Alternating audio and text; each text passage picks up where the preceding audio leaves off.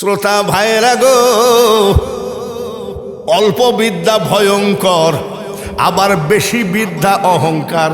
এমন কোনো কথা না বলি মানুষের যেন ইমানে হিট না লেগে, হিট লেগে যেন বেঈমান হয়ে মানুষ কবরে না যায়। বুঝলেন প্রধান বক্তার কাছ থেকে কি কি? অবশ্যই বুঝে নিলেন। এইবার যেসব ভাইয়েরা মাজারগুলো ভেঙ্গে ফেলছে, মাজারগুলো আগুন দিয়ে পুড়াইয়ে দিচ্ছে, এই হাবিবুল্লাহ নগরের মানুষ, ওই জাহেল বেঈমানরা যদি কোনোদিন হাবিবুল্লাহ শাহর মাজার ধ্বংস করতে আসে, সেদিন কি বউ বিটি নিয়ে ঘরের মধ্যে বসে থাকবেন না বের হবেন? আজকে হযরত হাবিবুল্লাহ জিন্দা ওলিকে হাতখানা তুলে দেখান যে না, মখদুম বাবা এবং হাবিবুল্লাহর দরবারে যদি আঘাত হয় আমরা কোনো দিন তাদেরকে জীবিত যেতে দেব না। নারে তাকবীর, নারে রিসালাত, আহলে সুন্নাত ওয়াল জামাত, নবী আলীর দুশমনেরা নারে তাকবীর, নারে রিসালাত। বাঙালি হুজুর সাহেব আকবর বাদশাহ আলমগীর, বাদশাহ আওরঙ্গজেব মাজার ভেঙ্গে ফেলে, যেখানে যাই মাজার ভেঙ্গে ফেলে। মাজার ভাঙতে ভাঙতে গেছে খাজা গরিব নেওয়াজের রওজা ভাঙতে। কত বড় বাপের বেটা! যেখানে নবী বলছে তুমি মঈনুদ্দিন তুমি আজমিরে যাও, তোমাকে হিন্দুস্তানের বাদশাহ বানিয়ে দিলাম। আর এই পাতি বাদশাহ গেছে কোথায়? মাজার ভাঙতে। 10-12 জন খাদেম বসে আছে এরকম। এটা কি বলে? এটা খাজা গরিব নেওয়াজের মাজার। উনি কি জেন্দা ওলি না ভণ্ড ওলি? জেন্দা। বলছে আমি সালাম দিব, সালামের জবাব যদি না দেয় মাজার ধ্বংস করে দিব, খাদেমদের জবাই করে। এই যেই এই কথা বলেছে বাদশাহ, 3-4 জন খাদেম উঠে ঝাড়ি দৌড়। আসসালামু আলাইকুম ইয়া গরিব নওয়াজ। কোনো আওয়াজ নাই। খাদেমরা বলছে আজকে জবাই তো হতে হল। আর একবার দিল আসসালামু আলাইকা ইয়া গরিব নওয়াজ। কয়বার হইল? 3 বার বলছে আসসালামু আলাইকা ইয়া গরিব নওয়াজ। রওজা থেকে আওয়াজ আসতেছে ওয়া আলাইকুম আসসালাম রে বাদশাহ। খাদেমরা বলছে বাঁচা গেল। তো বলছে চুপ থাকো, ইয়া গরিব নওয়াজ, আপনি তো জিন্দা ওলি। তো প্রথম সালামের জবাব দিলেন, দ্বিতীয়বার দিলেন না, তৃতীয়বার দিলেন। তাহলে আমি যে আপনার মাজার তলোয়ার দিয়ে ভেঙ্গে ফেলবো, আমার তলোয়ারের ভয়ে নাকি? খাজা মঈনুদ্দিন চিশতি বলেন বাদশা রে, আমি তো এ দেশের বাদশা, তোর তলোয়ারকে আমি ভয় পাই নাকি? তাহলে প্রথমবারে সালাম দিলেন না কেন? বলে তুই যখন আমাকে প্রথম সালাম দিলি রে, তখন আমি মদিনায় রওনা দিলাম। আমার নবী বলে খদিজা তুই কান্দিস কেন বল? চোখের পানি ঝরাইয়ে দিয়ে বলে ইয়া রাসূলুল্লাহ, আমি খদিজা শুধু কবরের ভয়ে কান্দি। আমার নবী বলে তোমার কবরে আযাব হবে না। নবীজির পাও জড়ায় ধরেছেন, মা চাচিরা শোনেন, পাও জড়ায় ধরছেন। খদিজার চোখের পানি নবীজির পার উপরে পড়ে। বলে খদিজা পা ছাড়ো, পা ছাড়ো। বলে না, আমি তো আপনার অনেক কথা রেখেছি, আপনার জন্য অনেক কিছু করেছি। হুজুর গো, আপনি আমার একটা কথা রাখবেন নাকি? বলে বলো। আমি খদিজা যখন মারা যাব গো, আপনি আমার জন্য নতুন কাফন কিনবেন না। বলে তাহলে তোমাকে আমরা কাফন দাফন দিব কি করে? পা ধরে বলতেছে, নবীজি আপনার ফেলায় দেওয়া পাগড়ি মুবারক, আপনার ফেলায় দেওয়া জুব্বা মুবারক, আপনার ফেলায় দেওয়া চাদর মুবারক, যেগুলো আপনি জীবনে আর ব্যবহার করবেন না, ওইগুলো সুন্দর করে রেখে দিয়েছি। বলে কেন? বলে ইয়া রাসূলুল্লাহ, ইয়া হাবিবাল্লাহ, নবী গো, আমি খাদিজা শুধু বিয়েই করি নাই, আমি আল্লাহ পাওয়ার জন্য আপনাকে আমি বিয়ে করেছি। আমি বিশ্বাস করি নবী গো, আপনার গায়ের চাদর, আপনার গায়ের পাগড়ি, আপনার জুব্বা মুবারক যদি আমার কাফন হয়, খোদার কসম কবরে আমার কোনো আযাব হবে না। পৃথিবীতে বহু জাতি আছে, হিন্দু, বৌদ্ধ, খ্রিস্টান, মুসলমান, ইহুদি, নাসারা, ডোম, চাড়াল, মুসি, মেথর। আল্লাহ অনেক জাতি তৈরি করেছে কিনা? করছে কিনা? আমরা কোন জাতি? যতই জাতি আল্লাহ তৈরি করেন, আল্লাহর কাছে মুসলমান জাতি শ্রেষ্ঠ জাতি। এটা কি বক্তার মুখ জোর কথা? হাক্কাত তুকাতিহি ওয়ালা তামুতুন্না ইল্লা ওয়া আনতুম মুসলিমুন। এই কথাটা কিন্তু আল্লাহর জবানের কথা। আল্লাহ বলছে প্রকৃত মুসলমান না হয়ে কবরে। তাহলে মুসলমান শব্দ কার জবানের কথা? জোরে বলুন। এতে বোঝা গেল যতই জাতি থাক, আমরা হলাম আল্লাহর কাছে শ্রেষ্ঠ জাতি। এই অলির দরবারে বসে একবার বলুন আলহামদুলিল্লাহ। তাহলে বক্তার কাছে কি পাইলাম? জাতি আমরা শ্রেষ্ঠ। শ্রেষ্ঠ সব জাতিরই ধর্ম আছে, আমাদেরও ধর্ম আছে। যে যত যাই ধর্ম করুক না কেন, আল্লাহর কাছে ইসলাম ধর্ম শ্রেষ্ঠ ধর্ম। কোন আয়াতে পাবেন? ইন্নাদ দীনা ইনদাল্লাহিল ইসলাম। দুটো জিনিস প্রধান বক্তার কাছ থেকে পেলাম, জাতি আমরা শ্রেষ্ঠ, ধর্ম আমাদের শ্রেষ্ঠ। সব জাতিরই কিতাব আছে, ওদের কিতাব বাথরুমে বসে পড়লেও গুনাহ হবে না। আর আমাদের কিতাব বিনা ওযুতে টাচ করা যাবে না। কি নাম? জোরে কর।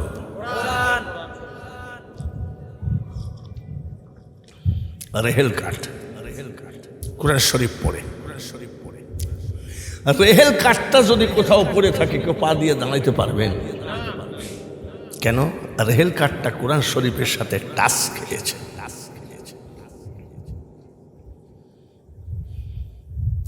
যত কমা কাঠ দিয়ে বানানো হোক না কেন,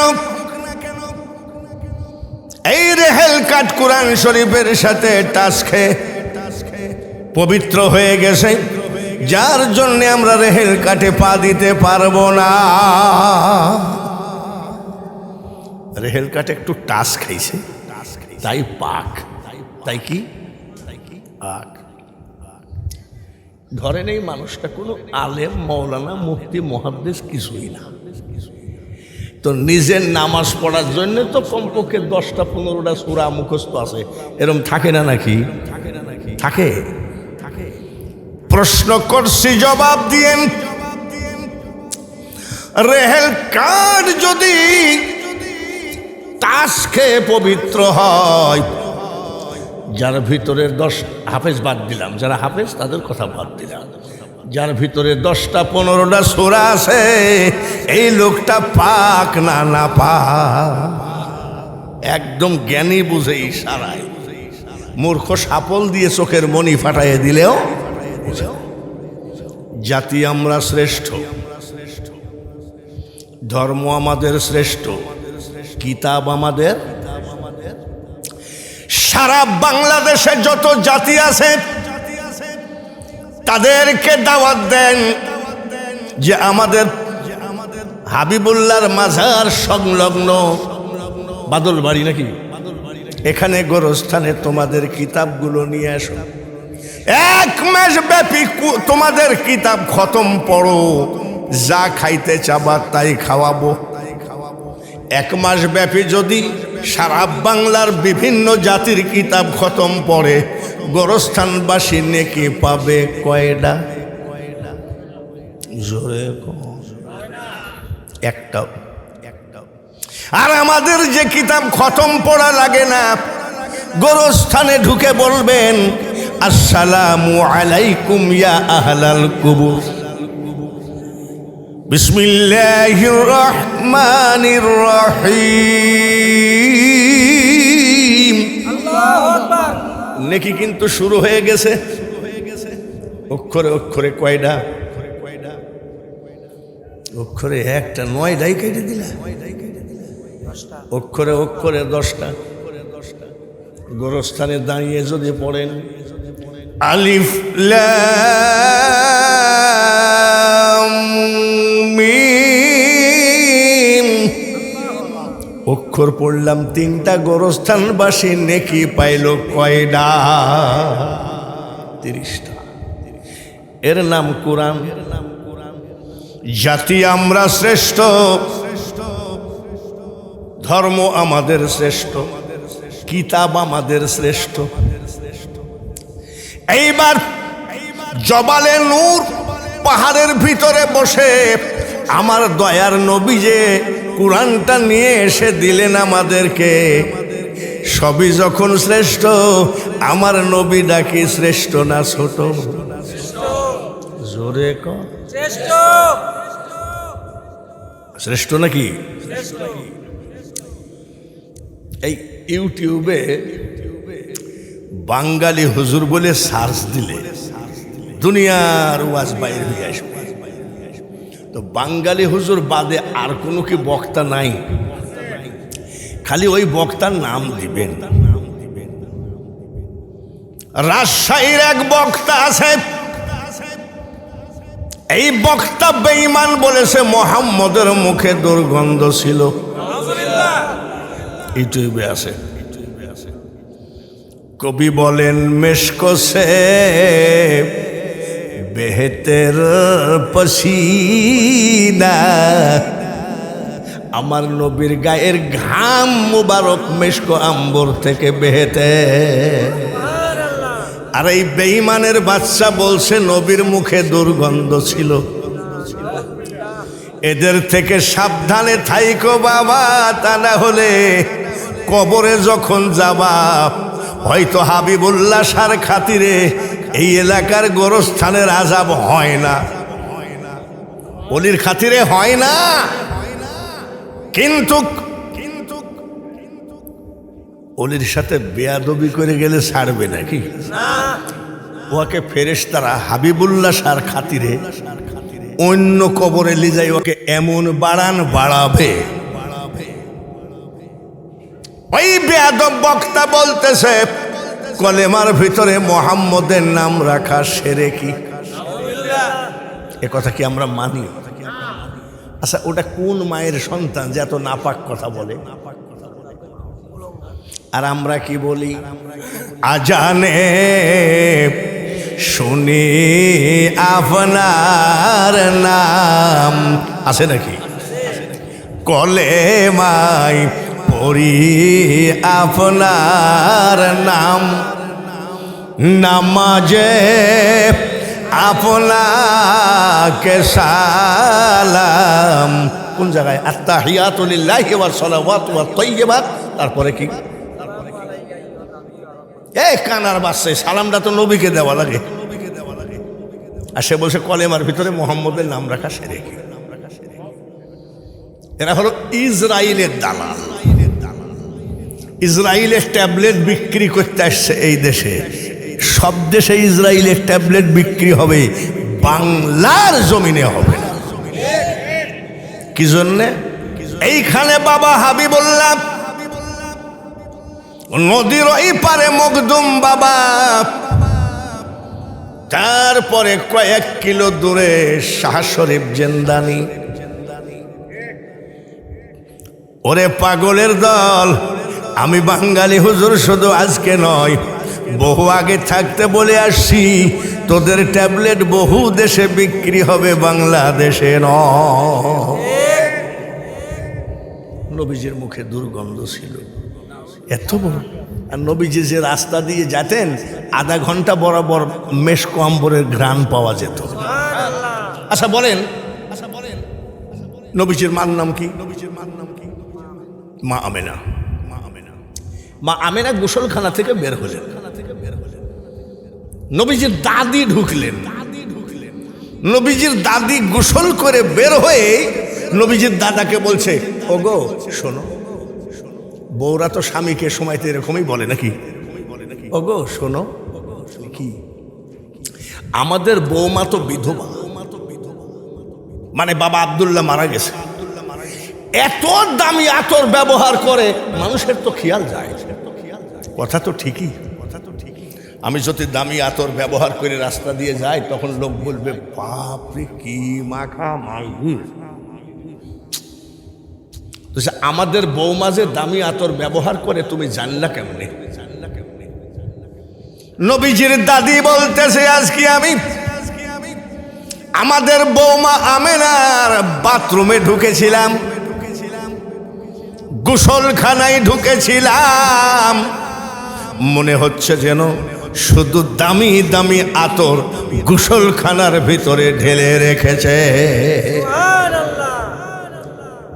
আমি যদি বলি মেয়ে মানুষ মাইন্ড করবে, তুমি বইলো যে নবীজির দাদা বলতে চাচ্ছে, আমি বলতে চাচ্ছি, তুমি যাও। বৌমা শোনো, আসলেন মামিনা। দেখো, একে তো তুমি বিধবা, তোমার স্বামী নাই, এত দামি আতর ব্যবহার করো না। মা আমিনা বলছে, আব্বা জান, আমি আপনাদের বৌমা, আমি আমিনা জীবনে কোনোদিন গায়ে আতর টাচ করি নাই। তে বলছে, তুমি মিথ্যে কথা বলছো? বলে, আব্বা আমি মিথ্যা কথা জানি না।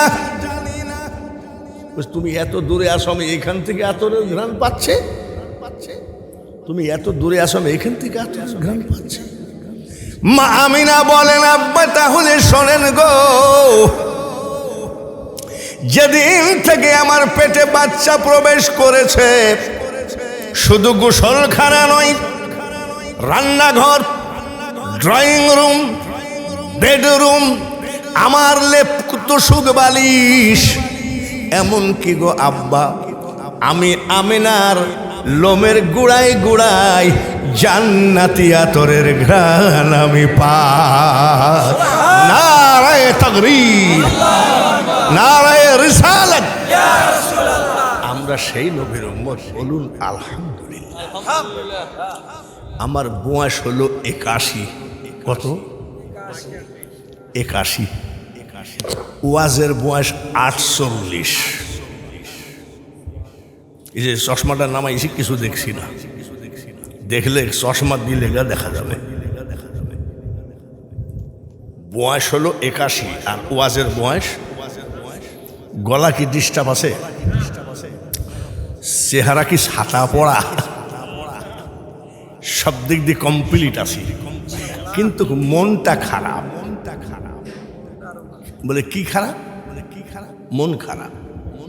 বলে হুজুর আপনার বর্ষাতে কি ঝামেলা হয়েছে নাকি? মন খারাপ কেন? বর্ষাতে ঝামেলা হওয়ার মতন বয়স আর নাই, ছেলে সন্তান সবাই স্টাবলিশড হয়ে গেল, তাহলে হুজুর মন খারাপ কেন? মনটা খারাপ রে বাবা, এমন এমন জিনিস দেখতেছি, আরো জানি কত কিছু দেখা লাগে।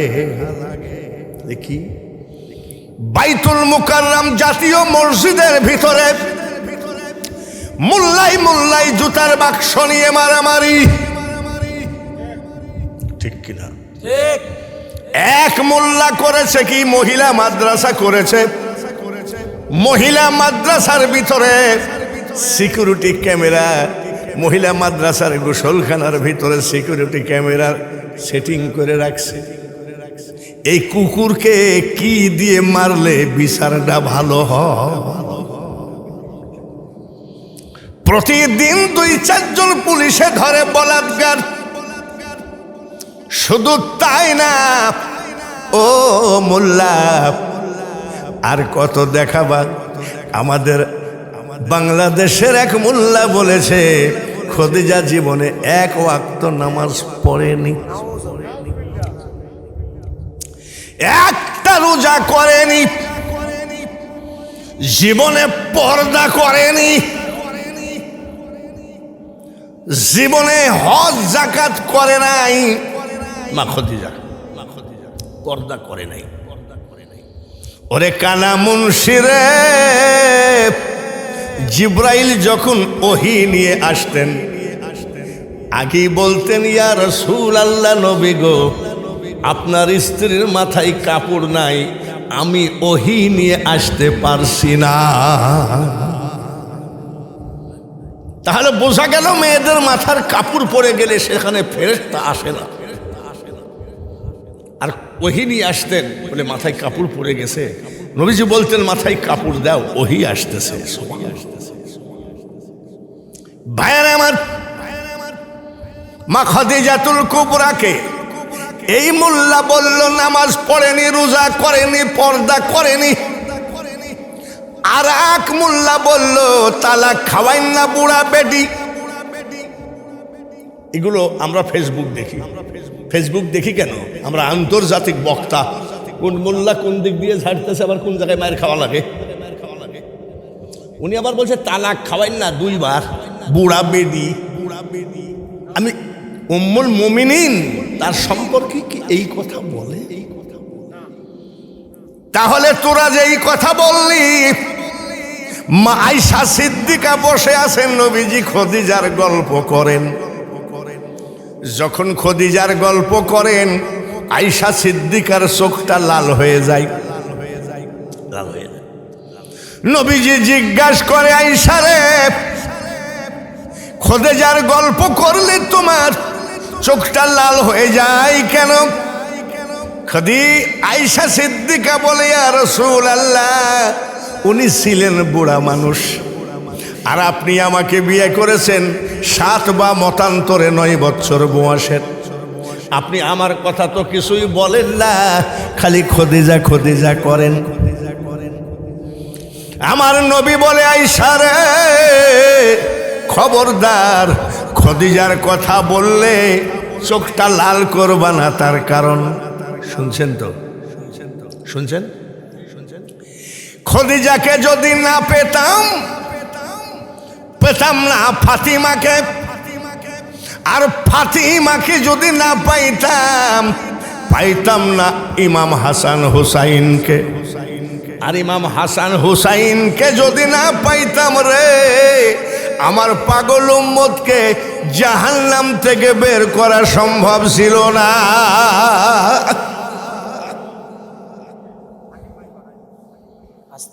কত বড় আশিকে রাসূল! আমি যতদূর রিসার্চ করেছি, মা খাদিজাতুল কুবরা আমি 10 বার কাবা জিয়ারত করেছি। তখনই মা খদিজার কাছে গিয়ে রওজা পাকে গিয়ে এইভাবে দাঁড়ায় দাঁড়িয়ে কাঁদতাম। তার কারণ উনার মতন খাদেম পৃথিবীতে আর পাওয়া যাবে না, উনার মতন আশেকে রাসূল পৃথিবীতে আর পাওয়া যাবে না। রানের পরে মাথা দিয়ে শুয়ে আছেন নবীজির, রানের পরে মাথা দিয়ে শুয়ে আছেন নবীজি। আস্তে করে খদিজার চুলগুলো নাড়তেছে। কি স্ত্রীর চুল কি নাড়া জায়েজ নাই নাকি? উনি এরকম করে তাকায়ে নবীজির দিকে মিট মিট করে হাসলেন। নবীজি যখনই তাকায়ে ফেলেছে কান্দা শুরু করছে রানের পরে মাথা দিয়ে। নবীজি ডাক দিয়ে কই, খদিজা রে, এই মাত্র তোমাকে হাসতে দেখলাম, আবার কেঁদে ফেললা, কারণটা কি? মা খদিজাতুল কুবরা বলে, হাসলাম কেন জানেন গো? দেখে নবীর মুজেজা, ভাগ্যবতী মা খাদিজা, জীবন যৌবন করিলেন অর্পণ, দয়ার নবী, নূরের নবী গো, তুমি নবী আমার জীবন। ইয়া রাসূলুল্লাহ ইয়া হাবিবাল্লাহ নবী গো, আরবের মতো জায়গাকে আমি সকালে কিনতাম, বিক্রি করতাম বিকালে। এমন ধন দৌলত ছিল, সব ধন দৌলত আপনার পাক কদমে কুরবানি করে দিয়েছি। দেওয়ার পরে নবী গো, আজ আমি খদিজার বালিশ হলো রহমাতাল লিল আলামিন, দরদি নবীর রান মুবারক। যে আমি তো ঠগি নাই, আমার ধন দৌলত যা ছিল সব নবীর পাক কদমে দান করে আজকে আমার বালিশ নবীজির রান। তাই আমি আনন্দে হাসছি। বলে কাঁদছো কেন? বলে কান্দি কেন জানেন গো নবী, আপনার জন্য আমি যে কত কষ্ট করেছি, শরীরে কুলায় না, শরীরে আর কুলায় না, কোনোদিন না করি নাই। ৩৫০০ ফিট উঁচু পাহাড়ের গুহারের মধ্যে বসে থাকতেন গো দয়ার নবীজি। আমি খাবার নিয়ে উঠতাম, ওই বিশাল পাহাড় ছিল না সিঁড়ি। আপনি বললেন খদিজা একটা বদনা দরকার, আবার নামলাম। খদিজা রে একটা প্লেট দরকার, আবার নামলাম। খদিজা রে একটা গিলাস দরকার, আবার নামলাম। ৪০ দিন পর্যন্ত ইয়া রাসূলুল্লাহ আমি খদিজা দুর্বল হই নাই। ৪১ দিনের দিনে আমার সমস্ত শরীর ব্যথায় জর্জরিত। ওই পাহাড় বেয়ে খাবার নিয়ে উঠার ক্ষমতা আমার আর নাই। কিন্তু কি করব, আপনি যে না খাইয়ে থাকবেন, এক হাতে খাবার, উঠতেছি একটু বসতেছি, বুকের মধ্যে ধরফর করে, সমস্ত শরীর ব্যথা। বসতেছি, রেস্ট নিচ্ছি, চোখের পানি ঝরায় ধরে কান্দি, মাবুদ গো তুমি যদি আমাকে অসল বানায় ফেলো, ওই পাহাড়ের গুহার ভিতরে তোমার হাবিব না খেয়ে থাকবে, তোমার কি কষ্ট হবে না? কাঁদতেছি, উঠতেছি, আর পারছি না, তবু আমাকে পারতে হবে। তাহলে কত বড় আশেকে রসুল, মারহাবা বলে। আমার আল্লাহ বলে জিব্রাইল, গুহার মধ্যে থেকে আমার হাবিবকে বের করো, বের করে বলো দেখো কি সুন্দর প্রেমিক। আহা সুবহানাল্লাহ। খদিজা কত পাগল, শরীরে কুলাই না, রেস্ট নিয়ে নিয়ে চোখের পানি ঝরায় কাঁদতে আসে। মানুষ বানাইছে আল্লাহ প্রেমের কারণে, প্রেমের ডোরি বান্ধ নবীজির সনে। আমার হাবিবকে সে এত ভালোবাসে, আমি আল্লাহ খদিজার উপরে খুশি। সুবহানাল্লাহ। তাহলে আল্লাহ খুশি হয় কিসে? আমার নবীকে ভালোবাসলে। যাও, আমি আল্লাহ পৃথিবীতে কাউকে সালাম দিই নাই, আমি আমার খদিজাকে সালাম দিলাম। এত বড় ভাগ্যবান মেয়ে মানুষ পৃথিবীতে মা খদিজা।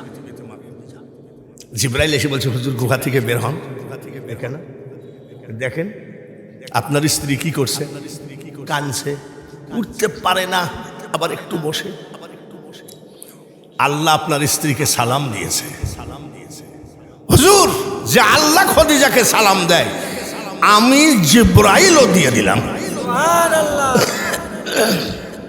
জিবরাইল চলে গেলেন, নবীজি মুস্কি মুস্কি হাসে। কোন রকম কষ্ট করে মা খদিজাতুল কুবরা উঠলেন, উঠে বলে ইয়া রাসূলুল্লাহ, ইয়া হাবিবাল্লাহ, আমার এত কষ্ট হয় আর আপনি আমার কষ্ট দেখে হাসেন।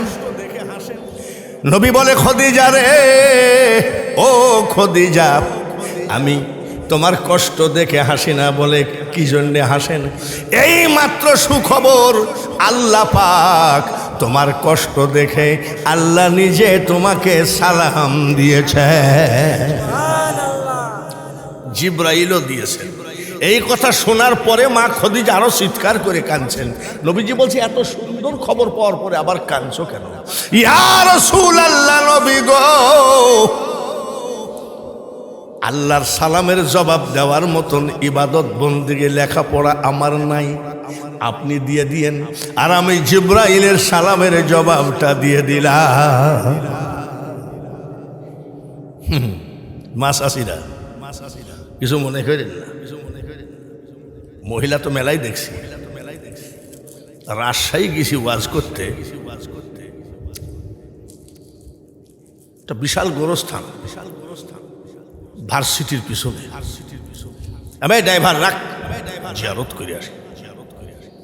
বিশাল বিশাল কবর, একটা উঁচু কবরের পার্শ্বে দাঁড়ায়, আসসালামু আলাইকুম ইয়া আহলাল কুবুর, আউযু বিল্লাহি মিনাশ শাইতানির রাজিম, বিসমিল্লাহির রহমানির রহিম। জিয়ারত করতেছে, যে দেখি ওই কবরের ওই পাশের থেকে ফিস ফিস করে আওয়াজ আসে, ফিস ফিস করে কথার আওয়াজ শোনা যায়।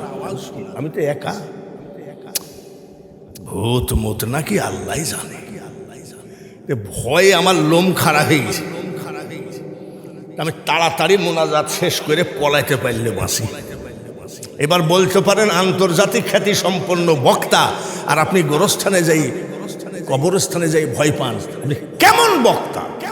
খালি বক্তাদেরই দোষ দিলেন, আপনার ভয় নাই নাকি? রাত ৩টার সময় একা আপনার গোরস্থানে যাই, আপনার বাপের কবরের পাশে একা, কোনো লোক নিয়ে যাবেন না। আসসালামু আলাইকুম ইয়া আহলাল কুবুর। আপনার আব্বা যদি বলে ফেলে কবর থেকে, কেবা আসিস, কাপড় সুপুর শেষ, তাহলে ভয় সবারই আছে। তাড়াতাড়ি জিয়ারত করে পালাই। দেখি একটা মহিলার উড়না এরকম আছে। মহিলার উড়না কেন? আস্তে করে আগায় গিয়ে দেখি ভার্সিটির এক যুবক আর এক যুবতী কবরের উপরে হাত দিয়ে ওয়াদা করছে, পরে আবার তালাক দিবা না তো। আমি আই, কোন জায়গায় রে মহিলারা? আর যে বলে এক ওয়াক্ত নামাজ পড়ে নাই, পর্দা করে নাই, সেই মা খদিজাতুল কুবরা সেজদায় পড়ে কাঁদতেন। নবীজি একদিন জিজ্ঞেস করে, খদিজা গো, মাঝে মধ্যে সেজদায় পড়ে কান্দো কেন? ভিতরে কোনো অসুখ আছে হয়তো, বলো না। বলে না, কান্দো কেন? চোখের পানি মোছে আর কয়, নবীজি খোদাই কান্দি না গো, অসুখে কান্দি না। আমার নবী বলে, খদিজা তুই কান্দিস কেন বল? চোখের পানি ঝরাইয়া দিয়ে বলে, ইয়া রাসূলুল্লাহ, আমি খদিজা শুধু কবরের ভয়ে কান্দি। আমার নবী বলে, তোমার কবরে আযাব হবে না। নবীজির পাও জড়ায় ধরেছেন, মাসাসিরা শোনেন, পাও জড়ায় ধরেছেন। খদিজার চোখের পানি নবীজির পার উপরে পড়ে, বলে, খদিজা পা ছাড়ো, পা ছাড়ো। বলে, না, আমি তো আপনার অনেক কথা রেখেছি, আপনার জন্য অনেক কিছু করেছি। হুজুর গো, আপনি আমার একটা কথা রাখবেন নাকি? বলে, বলো।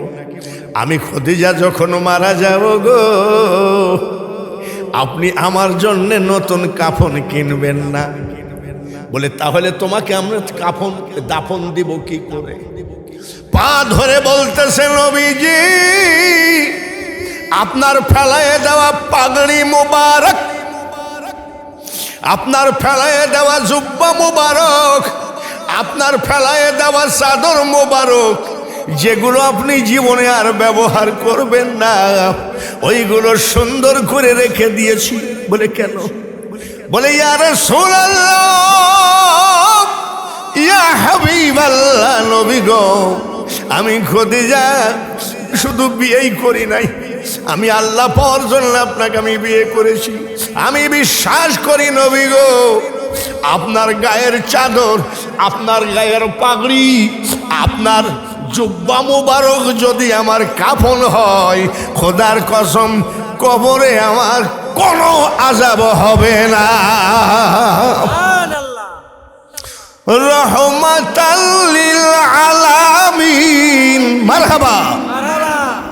তুমি উম্মতের জাবিন, তুমি আমার নির্ধনী আর ধন, দয়ার নবী, নূরের নবী গো, তুমি নবী আমার জীবনের জীবন। আমার বাড়িতে প্রতিদিন মিলাদ হয়, সপ্তাহে নাই, মাসে না, প্রতিদিন। আমি আজকে নাই তাও হবে। আর আমি যখন থাকি রে, আমি আগেই দোয়া করি, আল্লাহ আমাদের এই দোয়া সালামটুকু মা খদিজার রওজা পাকে পৌঁছায় দিও। তার কারণ আমি দেখেছি ওনার মতন কষ্ট নবীর পিছনে কেউ করে না। বক্তা ভাইয়েরা, শ্রোতা ভাইয়েরা গো, অল্প বিদ্যা ভয়ঙ্কর, আবার বেশি বিদ্যা অহংকার। এমন কোনো কথা না বলি মানুষের যেন ইমানে হিট না লেগে, হিট লেগে যেন বেঈমান হয়ে মানুষ কবরে না যায়। বুঝলেন প্রধান বক্তার কাছ থেকে কি কি? অবশ্যই বুঝে নিলেন। এইবার যেসব ভাইয়েরা মাজারগুলো ভেঙ্গে ফেলছে, মাজারগুলো আগুন দিয়ে পুড়াইয়ে দিচ্ছে, এই হাবিবুল্লাহ নগরের মানুষ, ওই জাহেল বেঈমানরা যদি কোনোদিন হাবিবুল্লাহ শাহর মাজার ধ্বংস করতে আসে, সেদিন কি বউ বিটি নিয়ে ঘরের মধ্যে বসে থাকবেন না বের হবেন? আজকে হযরত হাবিবুল্লাহ জিন্দা ওলিকে হাতখানা তুলে দেখান যে না, মখদুম বাবা এবং হাবিবুল্লাহর দরবারে যদি আঘাত হয়, আমরা কোনো দিন তাদেরকে জীবিত যেতে দেব না। নারে তাকবীর, নারে রিসালাত, আহলে সুন্নাত ওয়াল জামাত, নবী আলীর দুশমনেরা, নারে তাকবীর, নারে রিসালাত, বাঙালি হুজুর সাহেব। আকবর বাদশাহ আলমগীর, বাদশাহ আওরঙ্গজেব মাজার ভেঙ্গে ফেলে, যেখানে যাই মাজার ভেঙ্গে ফেলে। মাজার ভাঙতে ভাঙতে গেছে খাজা গরিব নেওয়াজের রওজা ভাঙতে। কত বড় বাপের বেটা! যেখানে নবী বলছে তুমি মঈনুদ্দিন, তুমি আজমিরে যাও, তোমাকে হিন্দুস্তানের বাদশাহ বানিয়ে দিলাম। আর এই পাতি বাদশাহ গেছে কোথায়? মাজার ভাঙতে। 10-12 জন খাদেম বসে আছে এরকম। এটা কি বলে? এটা খাজা গরিব নেওয়াজের মাজার। উনি কি জেন্দা ওলি না ভণ্ড ওলি? বলে জেন্দা। বলছে আমি সালাম দিব, সালামের জবাব যদি না দেয় মাজার ধ্বংস করে দিব, খাদেমদের জবাই করে। এই যেই এই কথা বলেছে বাদশার, অমনি 3-4 জন খাদেম উঠে ঝাড়ি দৌড়,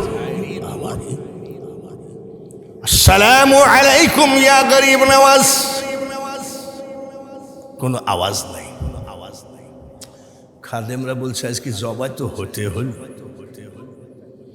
আর একবার দিল আসসালামু আলাইকা ইয়া গরিব নওয়াজ। কয়বার হইল? 3বার বলছে আসসালামু আলাইকা ইয়া গরিব নওয়াজ। রওজা থেকে আওয়াজ আসতেছে ওয়া আলাইকুম আসসালাম রে বাদশাহ। খাদেমরা বলছে বাঁচা গেল। তো বলছে চুপ থাকো, ইয়া গরিব নওয়াজ, আপনি তো জিন্দা ওলি। তো প্রথম সালামের জবাব দিলেন, দ্বিতীয়বার দিলেন না, তৃতীয়বার দিলেন। তাহলে আমি যে আপনার মাজার তলোয়ার দিয়ে ভেঙ্গে ফেলবো, আমার তলোয়ারের ভয়ে নাকি? খাজা মঈনুদ্দিন চিশতি বলেন, বাদশারে, আমি তো এ দেশের বাদশা, তোর তলোয়ারকে আমি ভয় পাই নাকি? তাহলে প্রথমবারে সালাম দিলেন না কেন? বলে, তুই যখন আমাকে প্রথম সালাম দিলি রে, তখন আমি মদিনায় রওনা দিলাম। দ্বিতীয় সালামের বেলায় আমি নবীজির সাথে কথা বলতেছিলাম। তৃতীয় সালামের বেলায় আমি মঈনুদ্দিন রওজা শরীফে ঢুকে তোর সালামের জবাব দিয়েছি। আল্লাহর ওলিরা মরানা জিন্দা? হাদিসের ভিতরে আছে, আলাউলিয়া লায়ামুতু, হাদিসে লিখন, আউলিয়ারা রহে জিন্দা, নাই তাদের মরণ। এটা হাদিস। কোরআনে কি বলছে? ওয়ালা তাকুলু লিমাইয়ু তালুফি সাবিলিল্লাহি আমওয়াত বাল আহইয়াউ ওয়ালাকিন লা তাশউরুন। আগে বলেছি হাদিস, তারপরে বলছে কোরআন। আল্লাহর রাস্তায় যারা মারা গেছে, আল্লাহ বলে তাদেরকে মৃত বলো না, তারা জীবিত, কিন্তু তোমরা উপলব্ধি করতেই পারো না। কোরআনেও অলি জিন্দা, হাদিসেও অলি। আর মনে রাখো, যারা মাজারগুলো আগুন দিয়ে পুড়াইয়ে দিচ্ছ, ভেঙ্গে দিচ্ছ, তোমরাও মনে রাখো, সূরা ইউনূসের ৬২ নম্বর আয়াতে আল্লাহ তাআলা বলেন, আলা ইন্না আউলিয়া আল্লাহি লা খাউফুন আলাইহিম ওয়ালা হুম ইয়াহজানুন। আমার মাথার পাগড়িরা আমি বিছাইয়ে দিলাম। একটা মানুষ বসে থাকলে আমি কষ্ট পাবো বাবা। তার কারণ আপনার পকেট থেকে 10 টাকা থাকলে 5 টাকা মাকে না দিয়ে আজকে যাবেন না। তারপরে 20 মিনিট কালেকশন করার পরে দেখেন ওয়াজের ভাবা 200 টাকা রৌশন আলী নারায়ে তাকবীর। মাও নাই, বাবা নাই রে, তার মতো দুঃখী আর কেউ নাই। একটা কথা মনে রাখেন, কোনো কমিটির লোক যাই টুপি হাতে করে বলবে, দেন ভাই দেন, ওই ভিক্ষুক, আমরা ভিক্ষুক না। না না, খবরদার, কেউ যে যা দিবেন ওইটি আইসে দিবেন, যে না প্রধান বক্তা এগুলো রাখেন, এগুলো তো আইসেই গেছে। তাড়াতাড়ি আব্দুল কাইয়ুমকে চিনেননি? নারায়ে তাকবীর, আল্লাহু আকবার। আব্দুল কাইয়ুম ইমামতি করে নাকি? কি করে? আপনারা কোন মৌলবীরা লোকের বাড়ি খায়, নিজের বাড়ি খাওয়ায় না? ওরা লোকের বাড়ি মিলাদ দেয়, নিজের বাড়ি দেয় না। আব্দুল কাইয়ুম 2000 টাকা দিয়েছে, আরেকবার বলেন আমিন। সৈয়দ সর্দার 1000 টাকা দিয়েছে, সবাই বলেন আমিন। আমিন। নামাজ নাই, রোজা নাই, মুইতে পানি লেওয়া নাই, আবার টান মারে। দয়াল আমার এই পথ দিয়া আসবে রে, আমি সদাই থাকি পন্থ পানে চায়া। নামাজ না পড়লে দয়াল কারো বাড়ি যায়। উকা সদ্যি খাই গেল, এটা হাবিবুল্লাহর মাগা।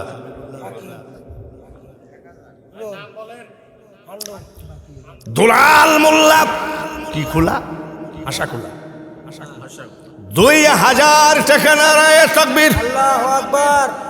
নাসির উদ্দিন 1000 টাকা। জোরে বলেন মারহাবা। যেদিন তোমার ডাক পড়িবে রে মানুষ, ওই কবর মাঝে শুইতে, আর জোগাড় কিছু করছো মানুষ, তার মাঝে বিছাইতে। এমন আজাব দিবে রে ভাই ওই কবরের ওই মাটিতে, আর গলা ফেটে পড়বে রক্ত চিৎকারের ওই চোটেতে। আমি বেশি টাইম কালেকশন করি না, আমি এইবার আপনাদের সামনে ওয়াজে যেতে চাই। যার কাছে যা সালাম তার 3 গুণ দিলেন। 1000 টাকা ঠান্টু সরকার, জোরে কোন আমিন। নারায়ে তাকবীর। এইবার দোয়া করব, দোয়া করার পরে হবে ওয়াজ, একবারে সাকা ওয়াজ। রাফিদ রূপপুর 500 টাকা, আল্লাহুম্মা আমিন। ভাইরা বন্ধুরা, মন্টু সরকার রতন কান্দি 400 টাকা, নাম লেখা নাই 200 টাকা। জোরে কন আমিন। ভাইরা আমার, এইবার একটু মোনাজাত করব। আপনাদের এলাকায় মোনাজাত হুজুররা করে নাকি? আরো জোরে কন। করে না। আমাদের এখানে কিছু হুজুর আছে, এরা আবার মোনাজাত বাদ দিয়েছে। মোনাজাত বাদ দিয়েছে, তো মোনাজাত আবার এখন আবার টুকটাক শুরু করেছে। কিভাবে জানেন? নামাজের সালাম ফিরায়, আসসালামু আলাইকুম রহমতুল্লাহ, আসসালামু আলাইকুম রহমতুল্লাহ, আল্লাহ মামিন বেরহমাতিকা আরহামার রাহিমিন। কিছু নাই, তার মানে পিছনে কিছু সুন্নি আছে, ইমামতি হারাতে পারে, যার জন্য এইটুক ঠেকায় রাখছে। নগদ 500 টাকা, জানো 150 টাকা। সবাই বলেন আমিন। আচ্ছা, আপনারা কি কোনো কষ্ট পাচ্ছেন? আরে বক্তা তো আর মরেনি, অসুবিধা কি? ওয়াজ শুনবেন কত? দরগাছর গ্রামবাসী 24,000 টাকা, একটু আমিন বলেন। আমিন। দরগার চরের লোকের পক্ষ থেকে বলেন আমিন। আজিজুল হক রুবেল 2000 টাকা, একবার বলেন আমিন।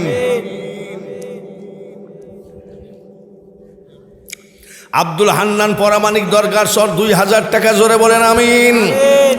আব্দুল সালাম দরগার চর 2000 টাকা, জোরে বলেন আমিন। মোহাম্মদ আনিস 5000 টাকা দরগার চর, জোরে বলেন আমিন। চাউল 60 কেজি। চাউল কি হবে? ওই আগামী বছর নগদ। নারায়ে তাকবীর। আল্লাহু আকবার। বাবুল আক্তার শেলা চাপড়ি 1000 টাকা, একটু কি আমিন বলা যাবে না?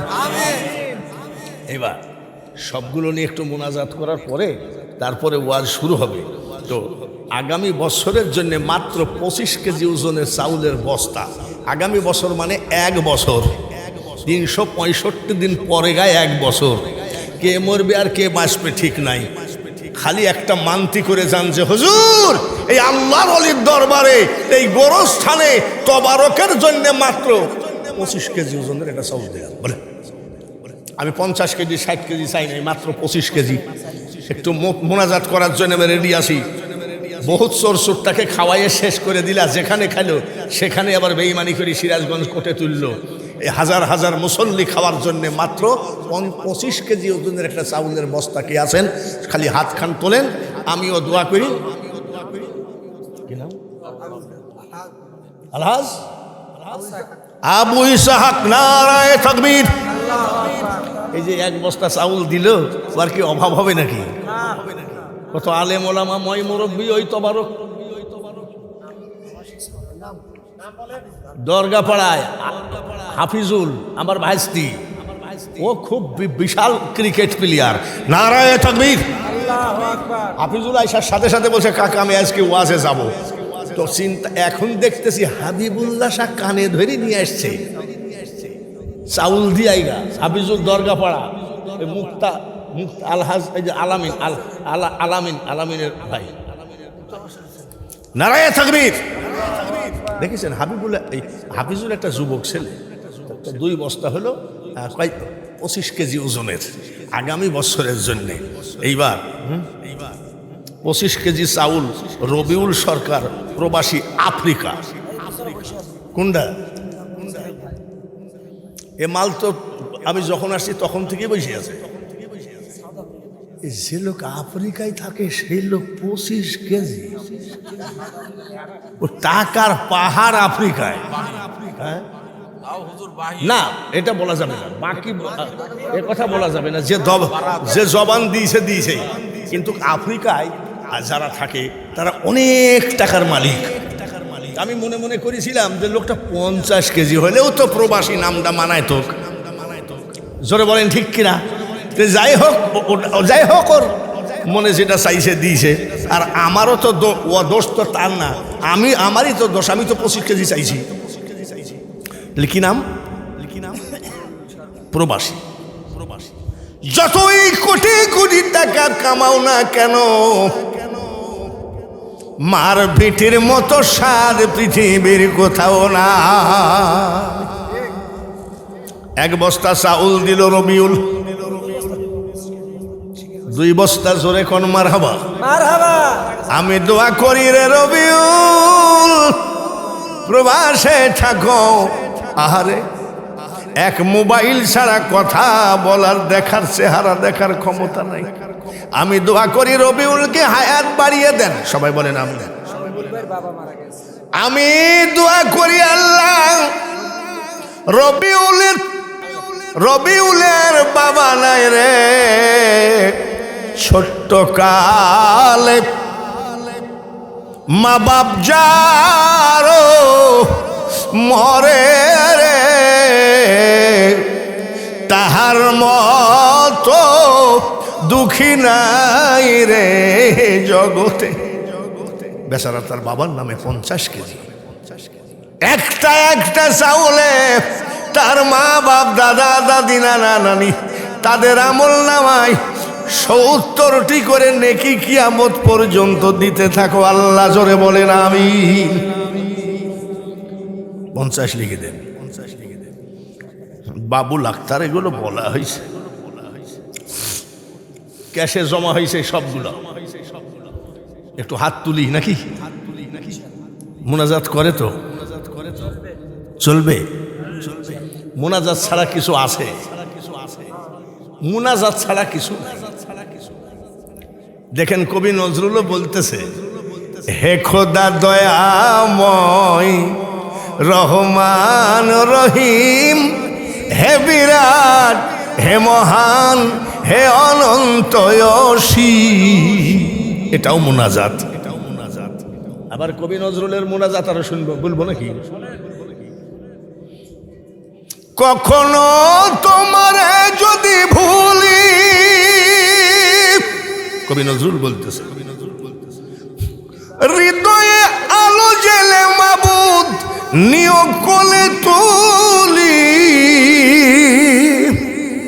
ঠাই দিও গো মাওলা, ও গো দয়াবান, তুমি মেহেরবান, তুমি মেহেরবান। মোনাজাত নাই কোন জায়গায়? আজমির শরীফে যাই দেখি এক পাগল চোখের পানি ঝরায় ঝরায় কাঁদতেছে। চোখের পানি দাড়ি দিয়ে, জুব্বা দিয়ে, কি বলে? রব্বানা যালামনা আনফুসানা, এসব করে আমার চোখে পানি আসলো না। রব্বির হামহুমা বলে চোখে পানি আসলো না। আর ওই পাগলা খাজা মঈনুদ্দিন চিশতির গম্বুজের দিকে তাকায়ে কাঁদতেছে এইভাবে, মঈনুদ্দিন নাম ধরিলা, আজমিরে আসন করিলা, আশেকের মনে আগুন জ্বালাইলা। বাবা দেখেছেন পাগলের পাগলামি? কত ডিজাইনের মোনাজাত করে চোখে পানি আসতেছে না। আর খাজা গরিব নওয়াজের গম্বুজের দিকে তাকায় জোড়হাত করে কাঁদতেছে। মঈনুদ্দিন নাম ধরিলা, আজমিরে আসন করিলা, আশেকের মনে আগুন জ্বালাইলা। বাবা আশেকের মনে আগুন জ্বালাইলা, খেলা খেলিলা বাবা রঙ্গিলা। পাগলের দল, পাগলের কাছে মোনাজাত, মা বোনেদের কাছে মোনাজাত, হিন্দুদের মন্দিরেও যায় কয় চাইনা মাগো রাজা হতে, ওদেরও মোনাজাত। সব জাতিরই মোনাজাত আছে রে, মোনাজাত শুধু নাই।